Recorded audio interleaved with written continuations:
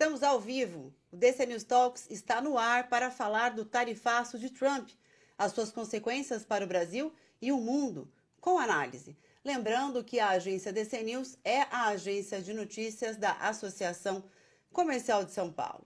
Acompanhe a gente nas redes sociais no @DC News. Bom, o presidente americano Donald Trump oficializou na quarta-feira a tarifa de 50% sobre os produtos brasileiros exportados para lá. O documento trouxe uma longa lista de exceções, em torno de 700 produtos. Na carta executiva, divulgada na página da Casa Branca, o presidente também adotou tom político e mencionou Bolsonaro e Alexandre de Moraes. Quais são os efeitos das medidas de Trump para a economia brasileira e em que medida o tarifaço, que vem afetando também outros países, muda a lógica das relações internacionais? Economia brasileira, efeitos políticos domésticos e externos.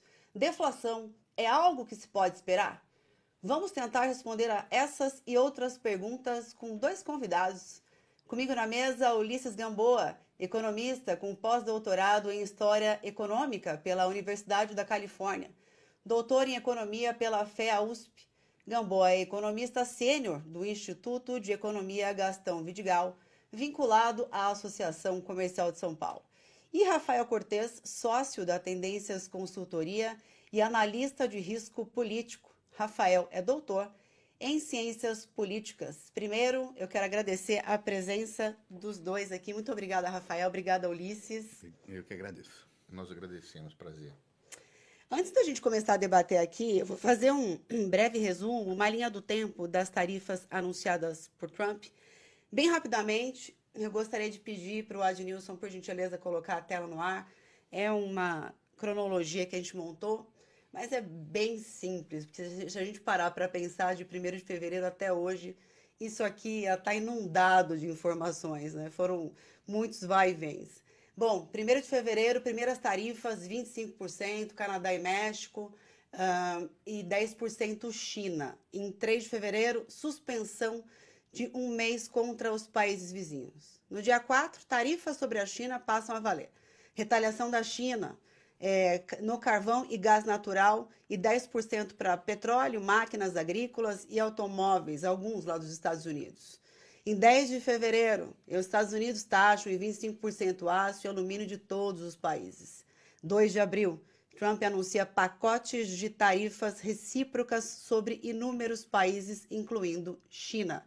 5 de abril, tarifas universais entram em vigor, mundo todo. 9 de abril, após retaliações, Estados Unidos aumentam a tarifa contra a China para 145% para início imediato. 12 de maio, Estados Unidos e China concordam em reduzir as tarifas mutuamente por um período inicial de 90 dias, ainda em vigor. Vai vencer, acho que no dia 12, se eu não me engano. 7 de julho, Trump notifica 14 parceiros comerciais da Ásia, África, sobre tarifas que variam aí entre 25% e 40%, com validade para 1º de agosto. Laos, Mianmar e Tailândia estão entre os mais taxados. 9 de julho, Trump envia a carta para o presidente Lula e anuncia tarifa de 50% sobre os produtos brasileiros, que deveria valer aí até a partir do dia 1º de agosto, que não aconteceu. Dia 27 de julho, Casa Branca firma acordo com a União Europeia. 30 de julho, Trump oficializa a tarifa de 50% sobre o Brasil. E depois a gente tem mais um desdobramento aí, que foi essa carta oficial, esse decreto oficial divulgado na página da Casa Branca, em que ele exclui 694 itens da nossa vasta lista. Eu quero começar com o Ulisses. Primeiro, seguinte, Ulisses, era de se esperar que o governo Trump adotasse uma postura protecionista. Isso já vinha sendo debatido e amplamente falado aí pelos analistas, enfim, é o estilo dele. Ele começou a distribuir tarifas globalmente, enfim, atingiu aí dezenas de países, depois começou a falar individualmente, foi e voltou das suas ameaças, enfim, teve toda essa história.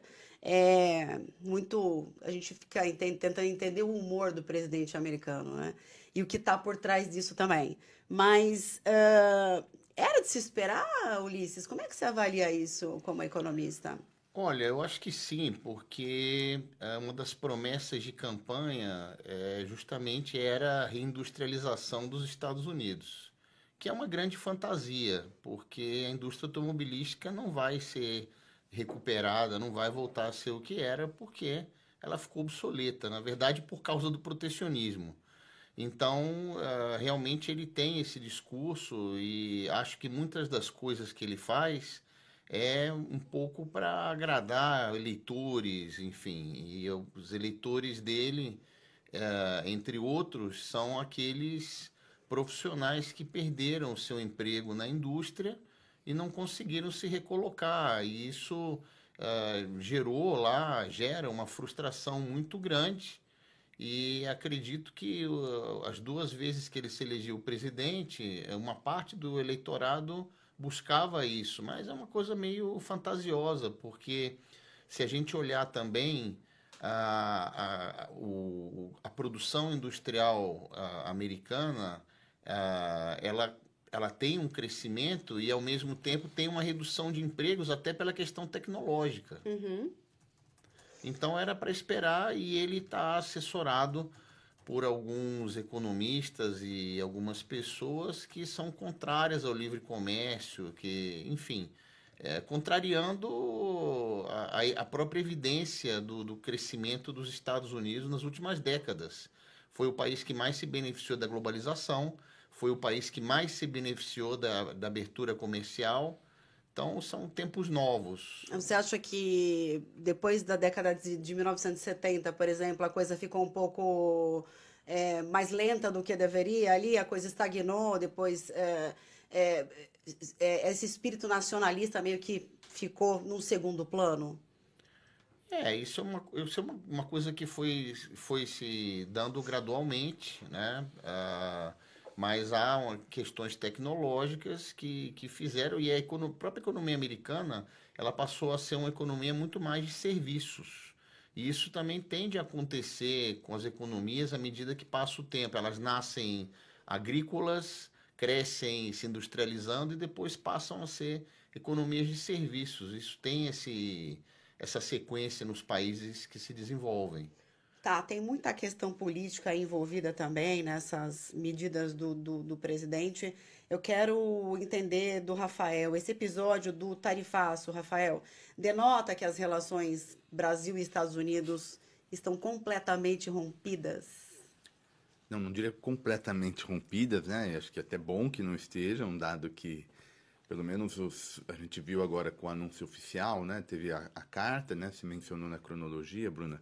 Teve a 9 de carta, julho nem foi carta, foi uma tuitada, né? teve a primeira, Só na para verdade, foi um fazer. tweet, né? Exatamente. Mas, enfim, quando a gente soube de fato a regulação que saiu, depois das ameaças, indas e vindas, a gente viu um efeito de negociações, pelo menos no âmbito comercial, tanto é que vieram mais exceções do que a gente imaginava, né? Embora ainda o pacote seja um pacote que coloque o Brasil numa situação entre aquelas nações que mais, entre aspas, estão pagando o preço, né, de um enfrentamento em relação ao governo Trump. Um enfrentamento, na verdade, que não tem a ver, pelo menos na minha interpretação, com a questão econômica, né? Acho que tem a ver mais com o Trump utilizando das tarifas para ganhar resultados em outros jogos, né? Que isso pode ser gasto com segurança, como foi com a Europa, né? Que ele queria que a Europa aumentasse os gastos com segurança para poder, né? Gastos com defesa, para poder comprar coisa dos Estados Unidos, enfim. Então, cada bloco, digamos, cada país sofreu a ameaça da tarifa para ganhar alguma, porque o Trump queria ganhar mais alguma coisa.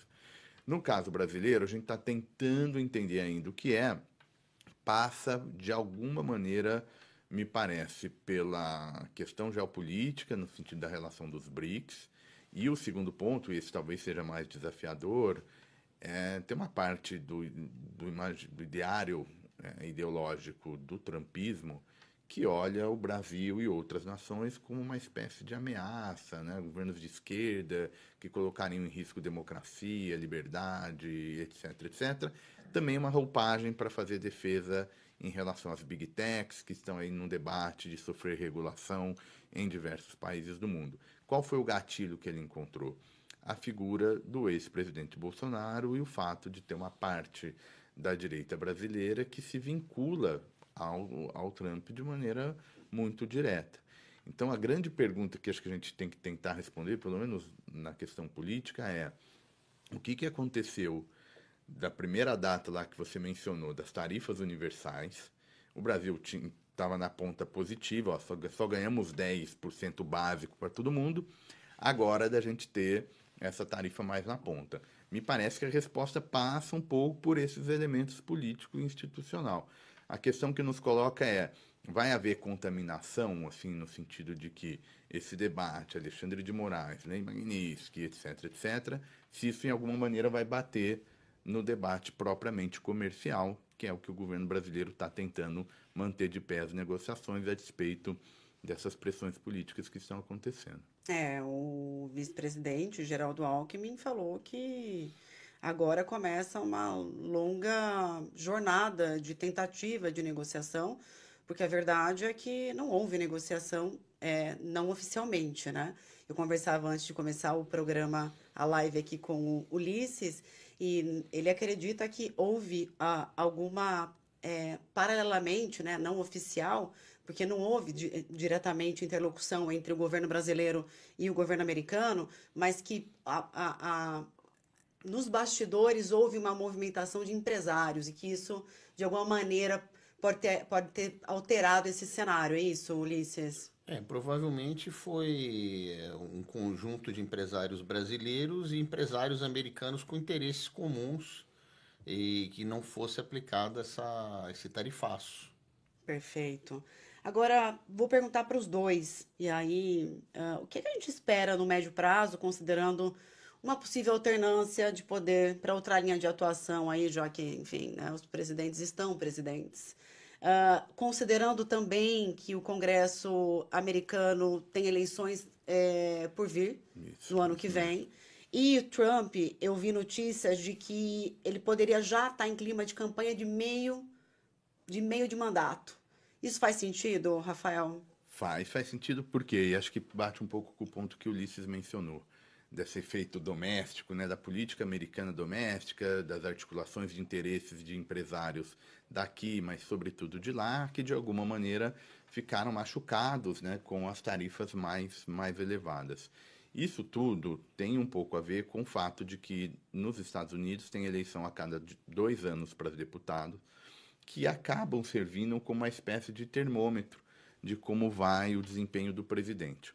Se a gente olha historicamente, na grande maioria dos casos, é uma exceção ou outra, o partido do presidente perde cadeiras nas eleições de meio de mandato, né? Então, as eleições de meio de mandato, elas começam a funcionar como uma espécie de alarme de incêndio, né? Que o eleitorado dispara e isso vai ajustando, né, o comportamento do presidente para, em tese, conseguir acertar e continuar reeleito ou fazer com que o seu partido mantenha o cargo. Se a gente olha os dados de hoje, são perspectivas bem ruins aí para o Trump, né? As pesquisas estão se avolumando nessa direção de perda de capital político para um patamar que, historicamente, tudo mais constante, vai significar perda de cadeiras de meio de mandato. Então, talvez seja daí o primeiro freio que o Trump eventualmente tenha, porque perdendo cadeiras, aí muda totalmente o jogo de figura, né? Aquilo que vai precisar passar de apoio legislativo precisaria da concordância com o Partido Democrata. E você perguntou, né, o que esperar, Bruna? Sim. Pelo menos na parte política, não sei como é que o Ulisses está pensando o cenário econômico, mas assim, na parte política, eu acho que a gente vai ter ainda mares bastante turbulentos até a eleição de 2026. Para começar, a gente vai ter agora, pelo menos a expectativa é de, ao longo do segundo semestre, o julgamento do ex-presidente Bolsonaro. Tudo indica na direção de condenação, que é uma das justificativas que o Trump tem feito, sobretudo na perna mais político-institucional, né, na punição de membros do Judiciário, em particular o ministro Alexandre de Moraes. Então, ele vai ter novo material.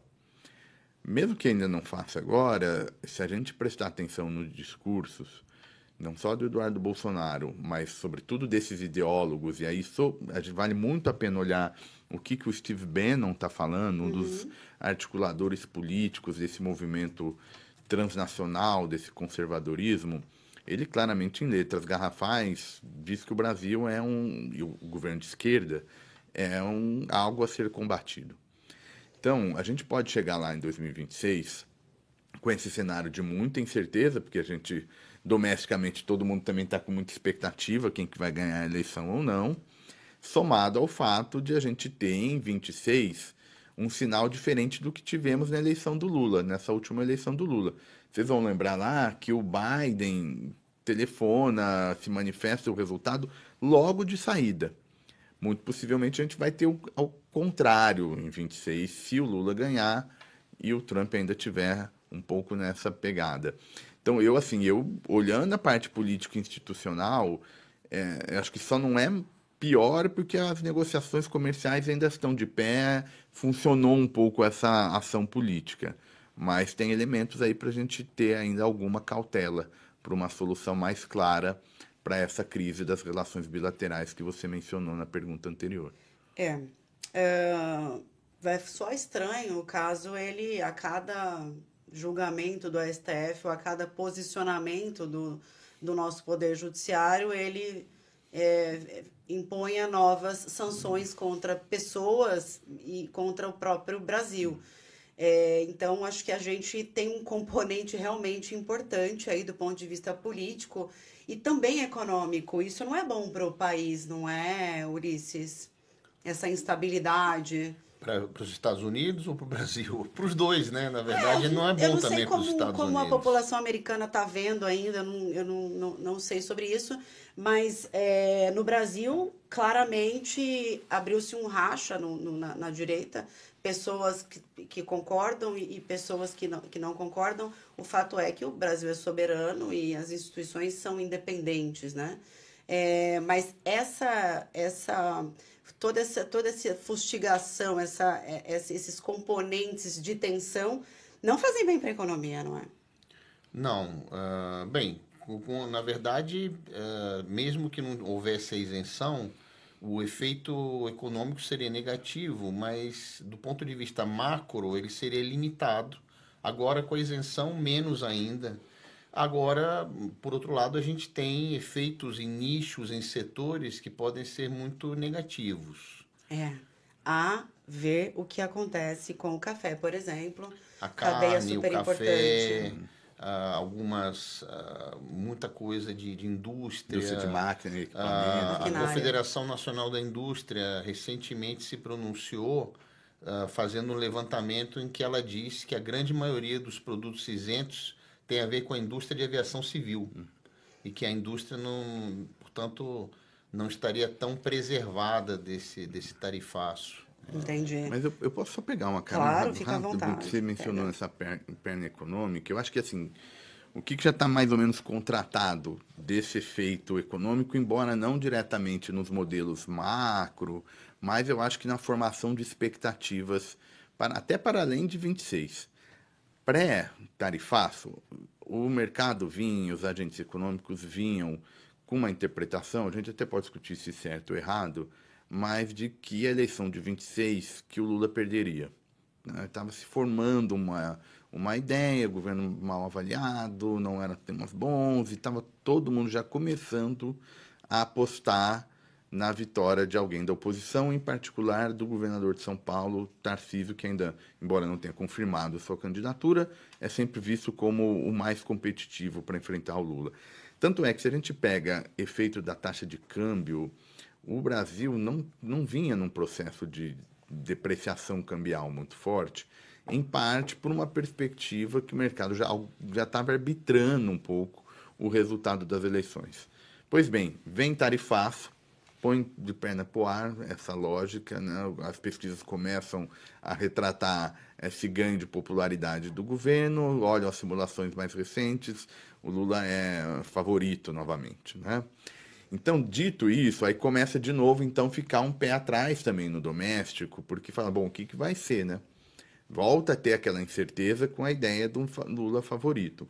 E mais ainda, como vai ficar a organização da direita, porque tinha uma ideia também que o ex-presidente Bolsonaro iria dar o apoio ao governador de São Paulo, Tarcísio, ou algum outro nome, mas que o Bolsonaro daria esse apoio em troca da anistia, do projeto da anistia, que também beneficiaria o Bolsonaro. Essa história também não fecha mais. Não fecha mais porque, por curto prazo, a anistia não vai vir, e não fecha mais porque a direita não está conversando. Então, em 26, a gente vai ter quantas candidaturas do antipetismo? Quem é que vai ser o candidato? Vai ter o apoio do Bolsonaro? Não vai? Como é que vai ser interpretado o Tarcísio e outros governadores que eventualmente saem? O Trump embaralhou tudo. Acho que tem um novo elemento ali que vai jogar algo diferente do que estava posto.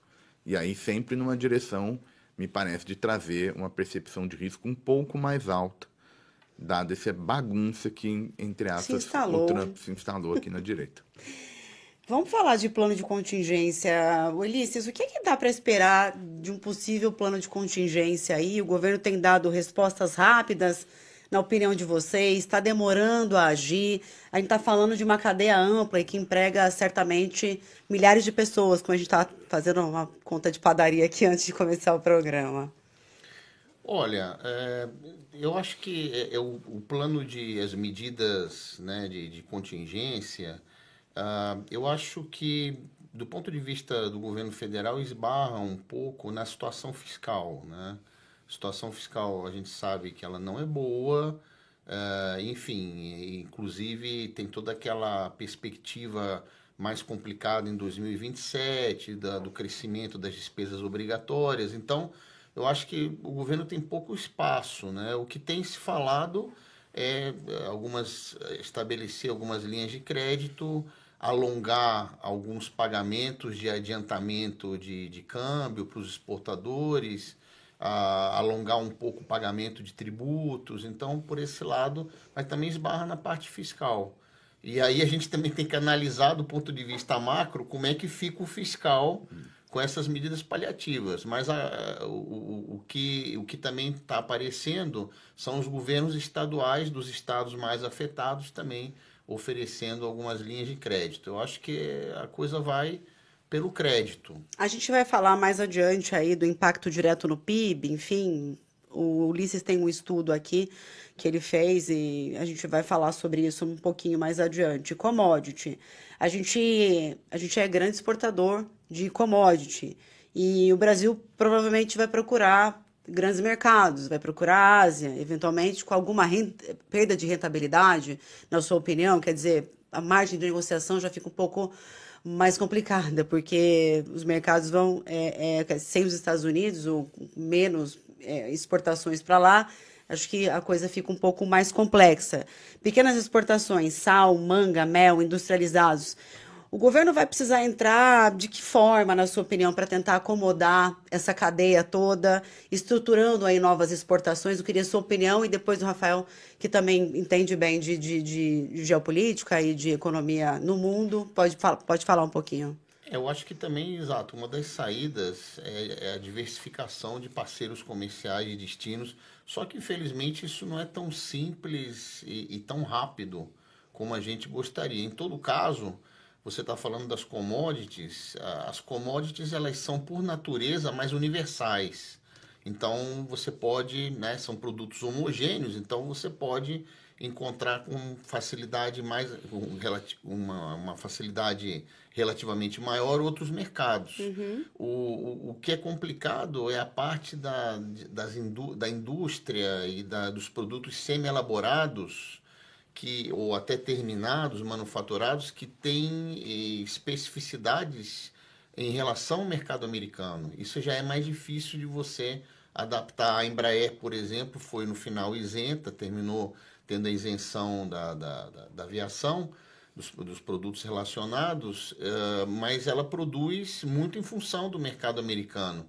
Então, eu acho que no caso das commodities e matérias-primas, eu acho que a gente tem que pensar realmente, em geral, né, num processo de diversificação em termos comerciais. O Brasil hoje em dia exporta o 18% do total das exportações para os Estados Unidos, mas a percentagem décadas atrás era bem maior.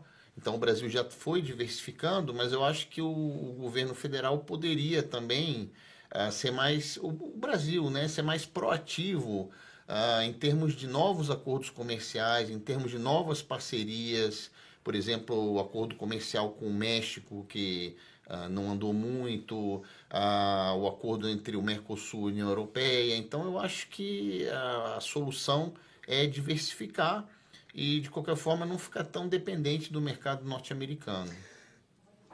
Eu acho, grosso modo, eu tendo a concordar com isso. É só mais uma questão assim, de imaginar o tempo, né, que esse processo de diversificação vai levar, né? O quanto o Brasil vai ser eficiente nesse processo, que obviamente mantém ainda as negociações com os Estados Unidos, mas é uma tendência, né? Isso, em alguma medida, na verdade, é uma tendência pela própria natureza da economia brasileira, né? Você citou bem a participação das exportações brasileiras que vão aos Estados Unidos, ela não é muito elevada. Então, a gente já tem uma diversidade de parceiros comerciais.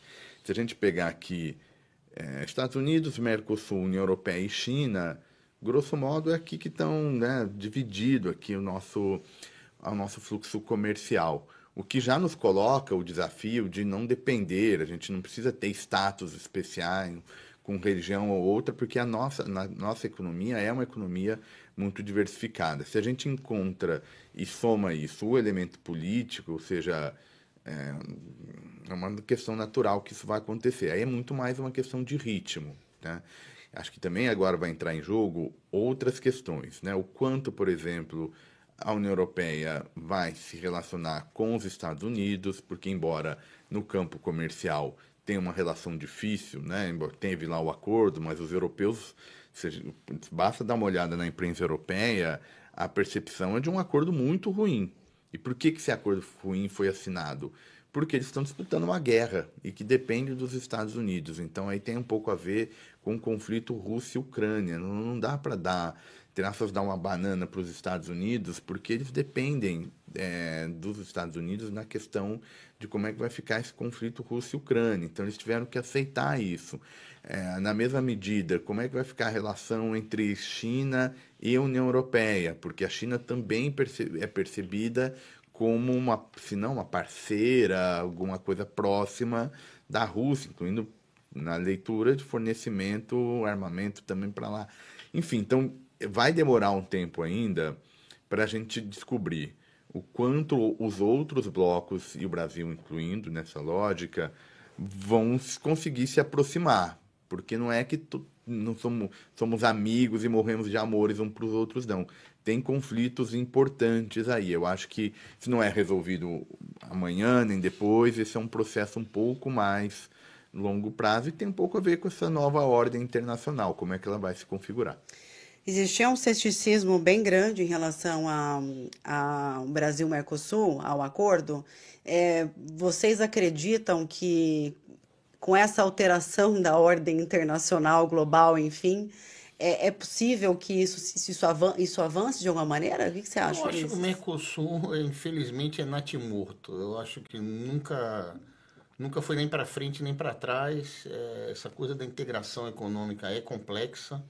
Mas o Brasil, novamente, né, eu acho que é uma boa oportunidade para o Brasil se abrir um pouco mais e diversificar o destino das suas exportações. Inclusive, vou até pegar uma carona na parte que não é minha, que é política, que eu acho que também tem todo esse fundo político.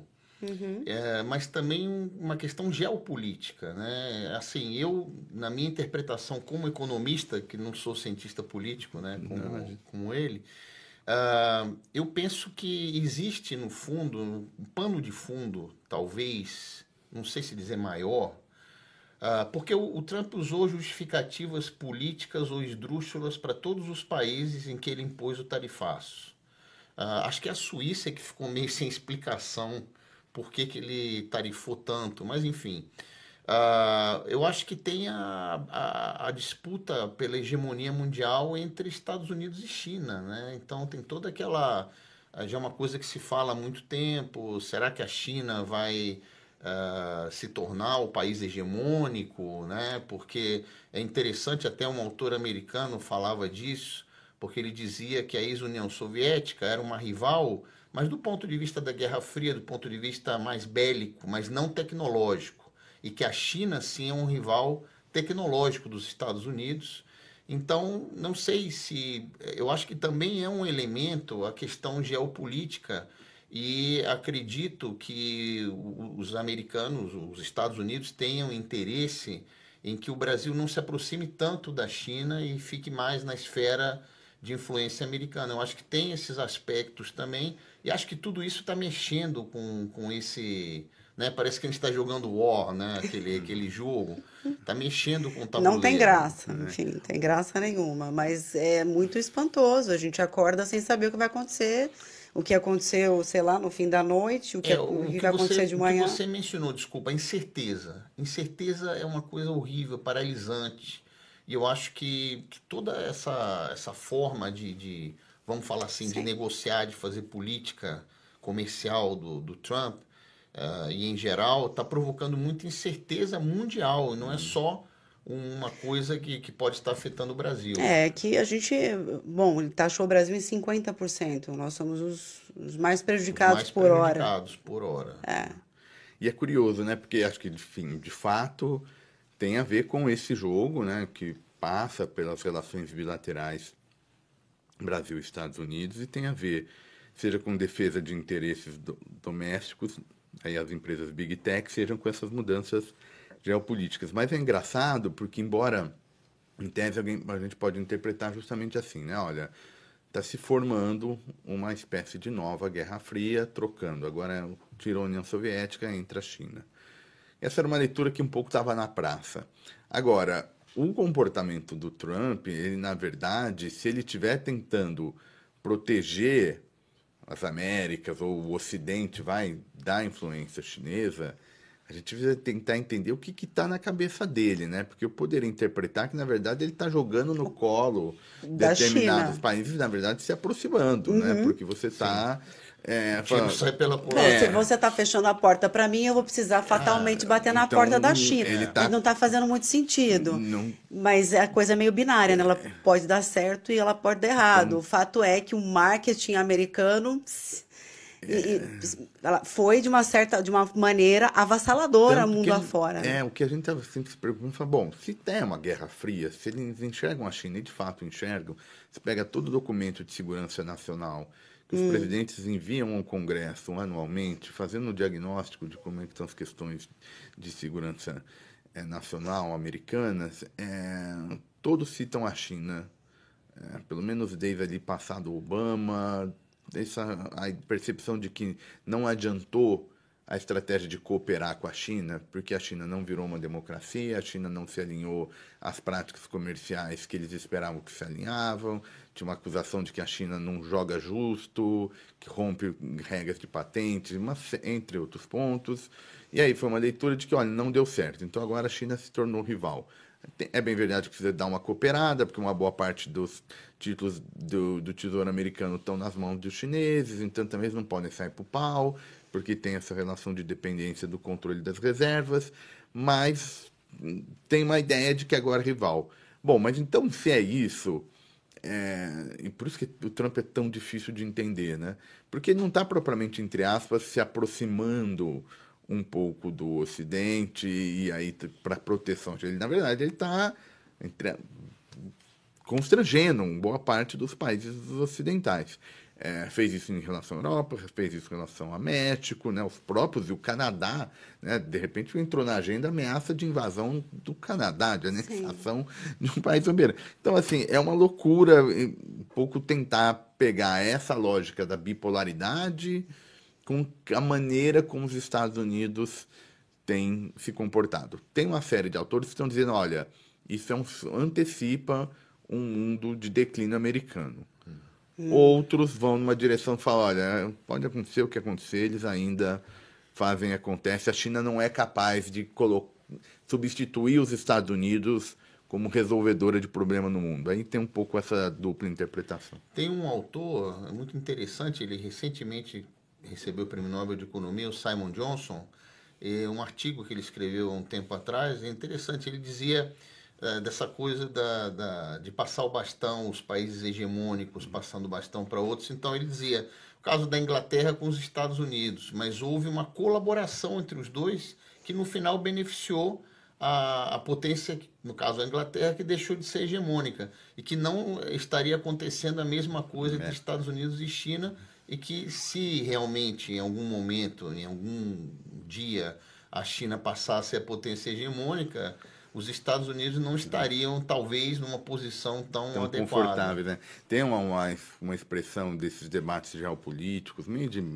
largo alcance, da chamada armadilha de Tucídides, né? Assim, tem um olhar para a história que diz assim, toda vez, esse ponto que você mencionou, que houve uma transferência de uma potência imperial para outra, uma transição de quem manda no mundo, vai falando de forma bem tosca, a maioria das vezes o pau come. Sob guerra. Então, tem esse pessoal mais pessimista está olhando para isso e fala, olha, isso, como é que vai escapar disso? E aí a bola da vez para ser o gatilho quase sempre recai sobre Taiwan. Né? Assim, tem uma pergunta assim, o que vai acontecer com o mundo se a China, ou quando a China, para alguns, resolverem, nós vamos entrar em Taiwan? Né, fazer a política de uma China unificada. Isso vai e vem com uma certa frequência. Essa é a ideia de que é o gatilho, agora chegou. Agora é um momento de vocês vão se resolver aí como é que vai ser essa transição de poder, se vai equilibrar, se não vai. E a percepção é de que, nesse sentido, não é nada alvissareiro, né? A ideia de que a gente teria uma nova ou bipolaridade ou uma cooperação parece que ainda tem muito trabalho, muito dever de casa a ser feito para evitar esse cenário. E a gente olha tudo isso, trazendo aqui para o nosso economês da coisa, é uma incerteza muito alta, né? É uma incerteza muito elevada, muita volatilidade. Muita. Enfim. E a gente está considerando também que mutuamente Estados Unidos e China suspenderam aí as tarifas, aquela de 145%, que houve reciprocidade. Considerando que isso tende a voltar daqui a um tempo, acho que o tabuleiro muda de novo, né? Mas a China tem, a diferença nossa, a China tem trunfos, vários em relação à economia americana, as terras raras. É uma briga de gigante, mas... Enfim, é uma briga de cachorro grande. Então aí coube retaliação da parte da China. E aí foi o jogo do truco, né? Que outro dia foi mencionado, mas aí sim. Mas, infelizmente, a gente não está nessa mesma posição. E aí vai ser muito curioso, assim, porque as tarifas no patamar que estavam inviabiliza muito no curtíssimo prazo. Né? Era quase bloqueio de comércio. Imagina, tarifa de 140%, não faz o menor sentido. Mesmo que reduza, a comparação é sempre ali no período entre guerras, nas leis Mulf-Haley, que teve uma elevada boa protecionista, todo mundo correu protecionismo, deu depressão, e aí é uma das possíveis explicações para a emergência da Segunda Guerra Mundial. Né? Então, a base econômica de explicar por que a Segunda Guerra Mundial tem um pouco a ver com o protecionismo. Então, se a gente vai recuar, mesmo se pegar aí na moda, né, o que o Trump está dizendo, parece que a gente vai ficar entre 10% e 50%. 10% é o mínimo, 50% é, digamos, a grande punição. Alguém vai dizer, ele ameaçou 145, então tá beleza. Mas mais ou menos, né? Então, assim, é um patamar próximo ali a Smoot-Hawley, assim, em termos de protecionismo, de proteção efetiva. Então, nós já não estamos falando de tanta coisa. Tanto que você olha as análises dos mercados, é meio assim, dado que seria horroroso, o ruim tá bom. Assim, é meio que esses termos. Agora, enfim, vamos ver por quanto tempo esses acordos acabam durando também.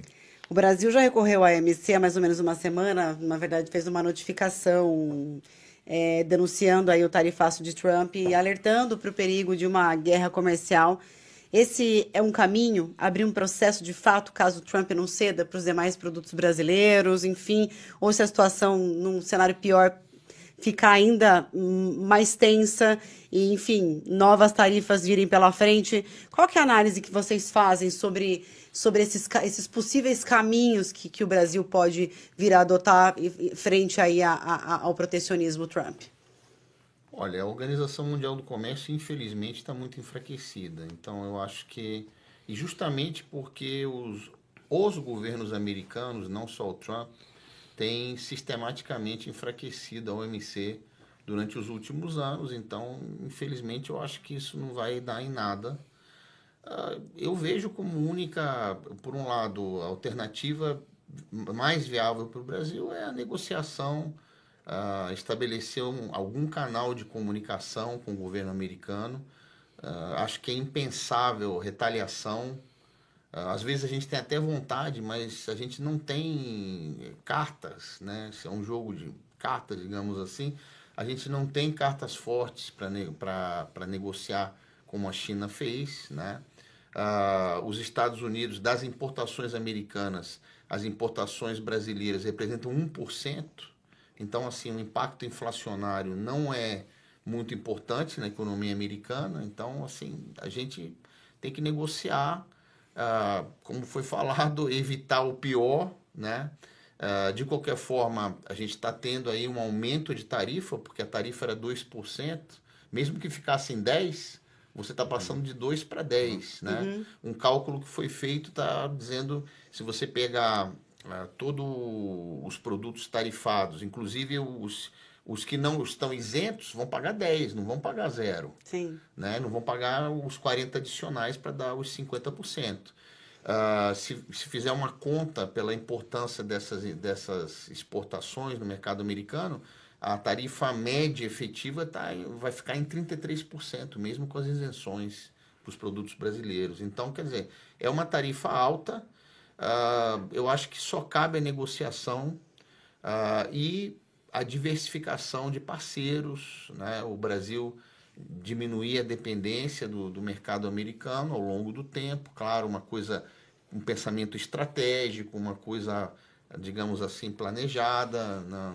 Não dá para fazer de uma hora para outra. A gente já até comentou sobre isso. Eu vejo como a única solução nesse curto prazo. Agora, o governo Trump não vai durar para sempre.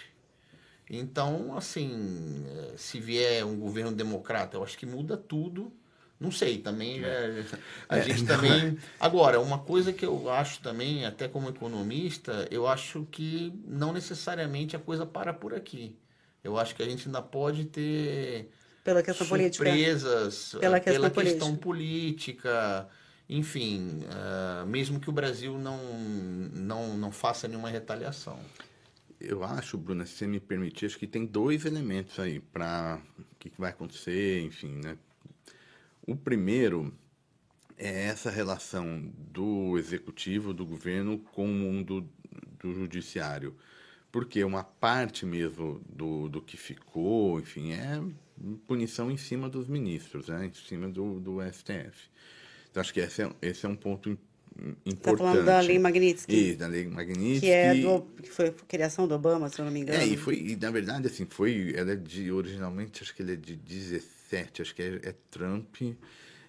Tem a primeira versão, depois tem uma versão que eles chamam lá de global, que foi uma legislação que, grosso modo, foi aplicada para os Estados Unidos lidar com terrorista, com cumprimento de direitos humanos, de maneira, assim, aqueles regimes quase autocratas, e aí você precisava de uma base jurídica para fazer esse congelamento de ativos. Na verdade, era pegar ativo que estava lá, de ditador lá do mundo, e aí eles tentaram... O problema é estender isso para ministros de Suprema Corte. Um cidadão, né?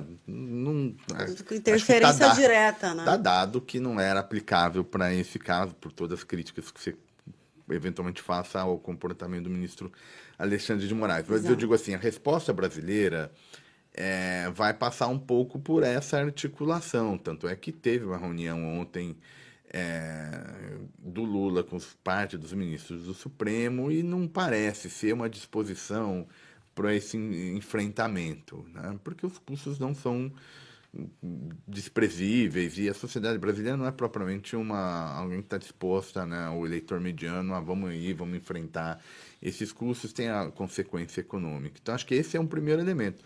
E o segundo é esse que você mencionou, é a política doméstica. A gente vai assistir um mundo em que o Trump vai ganhar mais poder ou a tendência de perder poder. Tem gente que está interpretando aquele ponto que a gente mencionou, né? Popularidade baixa, daqui a pouco vai perder cadeira, e aí vai dar uma enfraquecida, as coisas tendem a normalizar, eventualmente os republicanos nem ficam. Um pessoal um pouco mais, digamos, preocupado com o Trump tem mais ou menos o seguinte discurso: olha, eles vão dar um jeito de manter essa maioria. Como é que é esse dar um jeito? A legislação eleitoral americana é toda estadual, eles não têm um código eleitoral nacional. Então tem umas barbaridades que eles cometem do ponto de vista de mudanças, filigramas em relação à legislação eleitoral, coisas do tipo registro de voto, pode votar por correio, não pode votar, precisa registrar, é feriado, que é uma série dessas coisas. Sim. Que afetam o resultado. Tem também o desenho do distrito. Então, agora tem que renovar o desenho do distrito por conta do censo que saiu. Então, tem um monte de armadilha para fazer um distrito virar republicano ou democrata. Então, tem um pessoal mais preocupado. Esse pessoal é arrojado.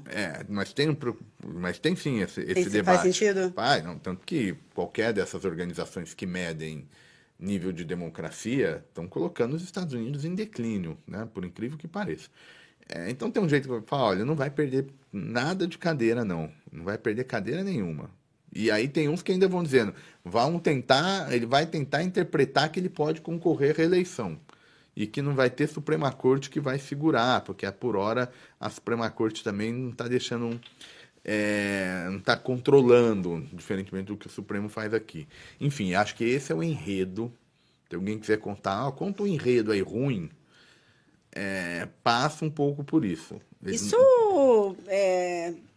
se a gente considerar sanções contra o ministro Alexandre de Moraes, enfim, não se sabe o que vem pela frente, a utilização dessa lei Magnitsky, enfim, como instrumento aí de poder, né, de enfrentamento,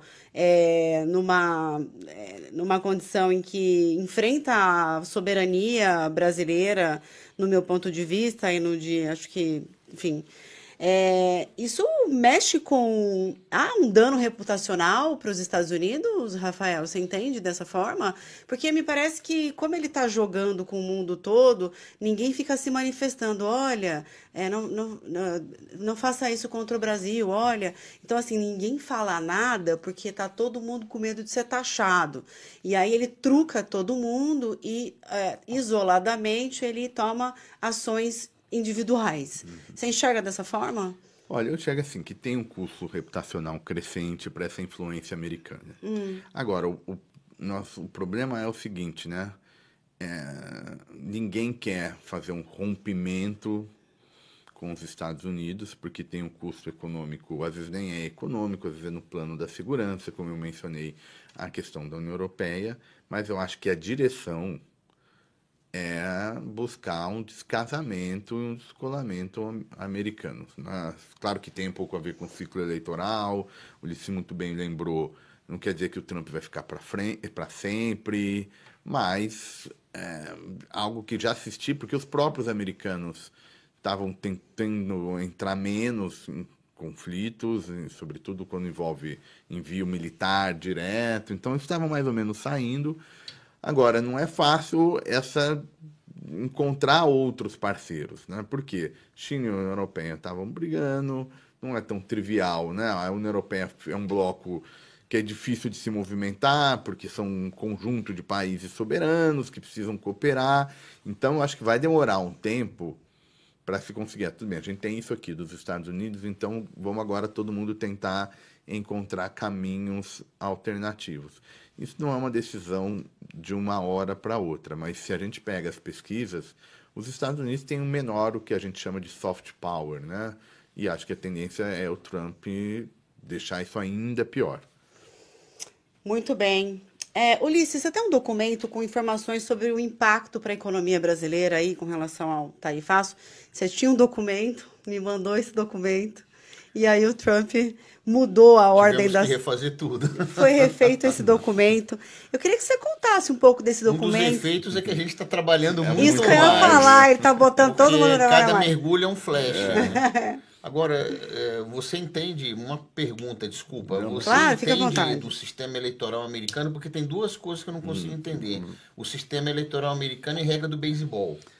Eu ainda não consegui entender. Eu adorei Eu falar me de esforço. beisebol. A gente vai marcar um. Assim, o beisebol realmente, de fato, descobrir se é um strike ou não é uma arte. Assim, alguma coisa dá para entender, e acho que assim, a grande questão é um pouco essa. Lá é por distrito eleitoral. E o distrito é feito de uma maneira com muita arbitrariedade no nível E aí pode estadual. mudar. É o que eles chamam de gerrymandering, assim, que é o desenho. Você pega às vezes uns distritos, não é que é um quadrado, alguma coisa clara, por que que é isso aqui? É uma coisa quase indecifrável, assim. E isso, em tese, é onde você pode dizer, olha, eles estão tentando tirar um pouco essa ideia de que eventualmente vai ter perda de cadeiras. Agora, o que eu posso te dizer, entender o quanto entendendo ou não, mas assim, eles são ricos apesar do sistema político, que tem algumas regras que é difícil de entender como é que elas estão no lugar. O colégio eleitoral é realmente um pouco fora do lugar. Tá certo. Bom, se você entende das regras eleitorais, você entende do beisebol. Eu acho que conversam de alguma forma. Tem que ter uma certa. Tem que gostar muito de esporte para viciar no beisebol de domingo à noite. Mas, assim, os impactos, né? A gente estava falando sobre isso, os impactos econômicos, macroeconômicos, são pequenos, já eram pequenos, sem nenhuma isenção. A gente estava falando O de... número original era... O número original era de um menor crescimento no PIB brasileiro de 0,2 a 0,5. Eu acho que cai mais ou menos pela metade. Eu diria que, fazendo uma média aí, o impacto seria 0,25% a menos no crescimento. Então é pequeno. O impacto na inflação depende muito do câmbio.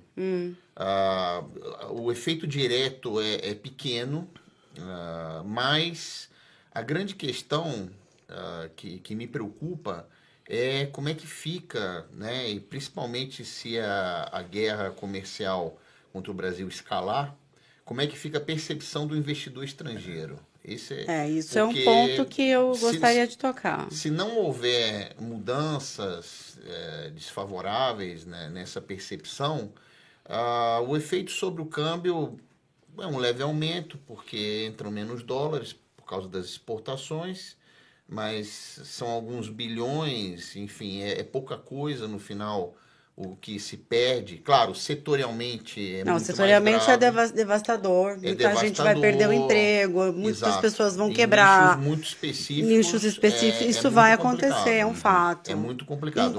curtíssimo prazo. Estava falando Sim. antes de começar o programa com o nosso head de conteúdo, e realmente a situação é muito dramática para determinados setores. E assim, são muitos setores também, né? Me parece que são cerca de 4 mil produtos exportados para os Estados Unidos, dos quais quase 700 aí saíram dessa lista, estão na exceção, mas ainda assim é uma cadeia muito sim. grande, que em pequena ou média ou grande escala, a depender do segmento, traz um prejuízo brutal. Sim. Um prejuízo brutal. Quer dizer, a pessoa vai falir, a pessoa vai demitir, vai precisar parar a produção. O cara ele não sabe o dia de amanhã se ele vai poder colocar a linha de produção para funcionar ou não, se ele vai demitir pessoas. Sim. Então é gravíssimo. Sim. Eu até abri aqui sua apresentação, impacto sobre o PIB, efeito limitado, você considera dessa forma, exportações totais representam 18,1% do PIB. Desse total, 18% vão para os Estados Unidos, 2% do PIB. Nosso PIB, né? 2%. E segundo a FGV, 46,1% das exportações nessa nova conta estão isentas, é isso? Isso. Então, um pouco mais Quase da metade. quase a metade, né? Porque 46 a gente arredonda para 50. Quase a metade, né, das exportações. Do ponto de vista macro, não é tão grave, mas sim setorialmente em termos também de alguns estados. Sim. E os estados mais prejudicados são os estados do sul. Paraná, Santa Catarina, Rio Grande do Sul ficaram mais prejudicados porque eles estão especializados em produtos que não entraram nessa isenção. Entendi. Enquanto que São Paulo ficou sendo relativamente o menos prejudicado no final. Rio de Janeiro Muito pela também, por causa do laranja e petróleo. pelas questões da Exato, aviação, etc., peças exato. de aviação. Agora, isso que você falou sobre a incerteza do empresário, e isso leva a situação de não saber se investe ou não, faz muito sentido com o indicador de incerteza da economia, porque a Fundação Getúlio Vargas divulgou aí o novo indicador do mês de julho, e segundo os dados da FGV, esse índice sobe 8 pontos em julho, para 113,2 pontos, retornando ao nível de incerteza elevada, divulgou ontem a FGV. E é isso. E aí atribui claramente, aqui a FGV atribuiu claramente essa alta à escalada nas tensões comerciais com os Estados Unidos. Quer dizer, eu acho que isso Olha, perdura aí. Em que medida você vê eu estou que... falando só um esclarecimento, eu estou Aham. falando que o impacto não é grande, mas é negativo, né? Não estou minimizando o dano, o problema, né? Porque talvez algumas pessoas desses setores possam dizer, ele está minimizando. Não estou minimizando, mas a gente tem o aspecto macro e o aspecto micro setorial. Estou só diferenciando. Não, acho que Rafa. importante, esse indicador de incerteza que você mencionou, Bruna, ele entra com força nos modelos. Porque são o pessoal 8 de pontos é muita economia, coisa, né? e os economistas eles precisam de alguma variável para mensurar expectativas, né? Isso é importante na modelagem. E o indicador de incerteza costuma ser uma boa variável para entrar nesses modelos que a gente faz para projeção de PIB no trimestre, etc, etc. E ele é feito de uma maneira que capta muito rapidamente mudanças no humor dos agentes econômicos, que uma parte desse indicador tem um pouco a ver com percepção mesmo de crise. Então, você olha isso tudo que está acontecendo no mundo, você não sabe se tarifa vai para cá, se vai para lá, é China, aí ameniza, de repente volta. Então, já tinha esse cenário. Agora soma-se essa questão mais bilateral, mais próxima ao Brasil, isso obviamente vai dando um efeito para a economia. E é por isso que, do ponto de vista político, me parece que o governo não tem nenhum incentivo para escalar esse conflito. Eu acho que é crível quando o Alckmin, o ministro e vice-presidente, que tem de alguma maneira liderado essas conversas, quando ele fala na ideia de não escalar, de aposta da negociação, eu não acho que seja simplesmente uma retórica vazia. Eu acho que, de fato, os interesses, tanto políticos eleitorais quanto no relacionamento com o empresariado, vai na direção de você manter esses canais de negociação, até porque não está difícil do Lula ganhar popularidade, né? A percepção é de que a bola da vez agora está um pouco com ele, né? A oposição está muito desgastada, encontrou um novo elemento externo que é para ajudar a fazer um outro discurso. Então também vai colocar em risco um equilíbrio que está, pelo menos, melhorando a imagem no curto prazo. Então você enxerga que a saída Eu vai não ser acho que realmente seja- diplomática, eu não até con- porque não se sabe aí, com o julgamento do Bolsonaro, etc., e a atuação forte do filho dele, Eduardo Bolsonaro, na Casa Branca, não se sabe o que vai acontecer amanhã. E eu acho que eles sentiram o fato, né? Acho que se eu vejo, se alguém me perguntar assim, como é que você olhou o comportamento do Lula nessa história toda? Eu vejo, na verdade, mais um problema no início do mandato do que agora quando a crise estourou. Porque se a gente olhar o início do mandato Lula, do ponto de vista da política externa, era de reconstrução de pontes que o Bolsonaro acabou quebrando no seu mandato pela própria natureza de como ele faz política, do olhar que ele tinha para essas Estilo. organizações e pela escolha que ele faz, né? Ele se declara alinhar aos movimentos conservadores. Bom, se ele faz isso ele não pode se dar bem com o mainstream europeu, Porque o que se tem uma coisa que a Europa tem é medo do extremismo de extrema direita que trava cooperação na Europa, por exemplo. O Lula faz isso. Só não faz, né, com os Estados Unidos pós-eleição do Trump. Obviamente, não é que o Lula escolhe o quão próximo ele quer chegar do presidente americano, que é o presidente americano, então não é assim, ó, vou escolher ficar longe ou perto. Mas me parece que ele não fez também nenhum movimento para começar a fazer com que a voz que chegue na Casa Branca, no secretário, na Secretaria de Estado, né, não fosse uma voz da oposição e fosse uma voz do governo. Eu acho que o governo sentiu, em alguma medida, o que Eduardo Bolsonaro e ajudantes, enfim, e outros nomes fizeram nesse ponto. Acho que ninguém imaginaria que a gente estaria discutindo o que a gente está discutindo hoje. Então, acho que o governo sentiu, sim, essa falta de conexão política. O problema agora é o que você vai fazer para negociar se a ideia é mudar no judiciário. Então, agora, o Lula até que está mais no cenário correto. O problema agora é tentar recuperar a ponte que poderia estar um pouco mais adiantada. Ele não conseguiu acenar os Estados Unidos, né? Antes. Não conseguiu. Não conseguiu acenar. Não sei se ele não conseguiu, se foi, enfim. Eu acho que tem uma parcela de responsabilidade, tem declarações dele. Eu não vou falar, por enquanto não vou procurar. E, na verdade, é sempre positivo manter uma interlocução com uma das maiores potências econômicas e políticas do planeta. Então eu vejo mais agora o desafio de recuperar lá atrás do que propriamente erro que o governo tenha cometido uma vez que estourou a crise, porque vai fazer o quê?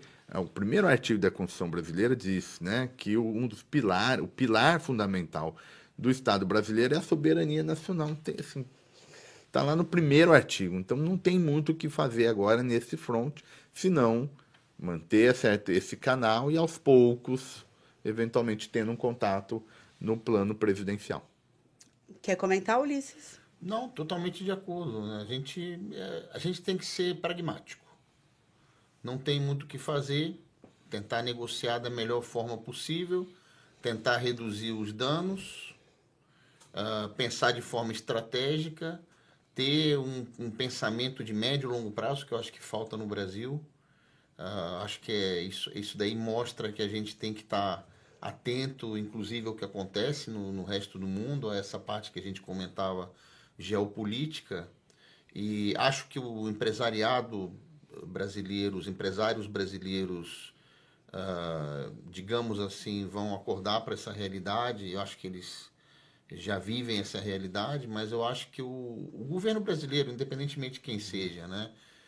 Eu acho que tem que começar a pensar também a médio e longo prazo. A gente fica muito prisioneiro do ciclo político dos 4 anos. Exatamente. 2 anos tenta fazer alguma coisa, terceiro ano modo de reeleição. Então, acho que... Está cobrando um preço, né? O Brasil não se resolve um mandato, né? De qualquer maneira, seja quem for. Mas é por aí. A gente realmente a via de negociação, as relações diplomáticas, eu acho que, inclusive, até esteve aqui na Associação Comercial o senador Esperidião Amin, e ele falou da diplomacia parlamentar, que era uma coisa que estava sendo reativada. Eu acho que também foi positiva essa ida dos senadores. Eu acho que, no final das contas, o governo e o Congresso está manejando bem essa... Precisa dar as caras. E qual a avaliação que vocês fazem da comunicação do governo com a comunidade, com a população? Acreditam que está sendo efetiva? Está faltando informação? Está tudo muito confuso? Eu vi o vice-presidente Geraldo Alckmin na Ana Maria Braga e isso me levou a crer que foi uma escolha de fato, aquilo foi pensado, né? Então, é importante nesse momento fazer a comunicação com a população, porque tem muita gente com medo de perder emprego, né? É fundamental, na verdade, né? Até para os próprios interesses do governo, e acho que nesse sentido um destaque para a figura do Alckmin, assim, né? Não só pelo processo de negociação, mas pela mobilização que ele faz do empresariado. Acho que foi um acerto do Lula fazer um pouco essa divisão de trabalho entre ele e o Alckmin, onde ele fique mais responsável pela dimensão comercial, pela organização dos grandes setores econômicos aqui no Brasil, enquanto ele, digamos, faz mais pela perna da soberania, por esse discurso um pouco mais político. Acho que foi uma combinação interessante. Você mencionou a questão de emprego. Uma das coisas que estão sendo ventiladas como uma parte desse plano de contingência é uma espécie de um programa de proteção ao emprego ao estilo que se desenharam na pandemia, né? Olhando sobretudo porque uma parte desses setores aí o efeito é maior. Então é bem possível que eventualmente o Brasil construa um programa desse tipo como parte aí do conjunto de medidas que tantos governos estaduais já colocaram, em que em alguma medida o governo federal também vai precisar se movimentar nessa direção, dada a sensibilidade do tema. A gente pode ter aí algum programa de proteção ao emprego. O tarifaço vem num momento, Ulisses, em que a inflação está acima aí do teto da meta, né? Segue acima do teto da meta, e a pressão sobre os preços de muitos produtos tende a cair na lógica aí se a oferta aumentar dentro do país. Você entende que a gente pode chegar eu até estava vendo ontem a análise do CEO do Bradesco, do Marcelo Noronha, e na visão dele, sim, se nada mudar, vem deflação por aí. Você faz uma análise parecida? Como é que você pensa? O problema é que a cotação do dólar começou a subir. E isso meio que anula esse viés, ou esse efeito deflacionário, né, de vender os produtos aqui. A gente tem que avaliar.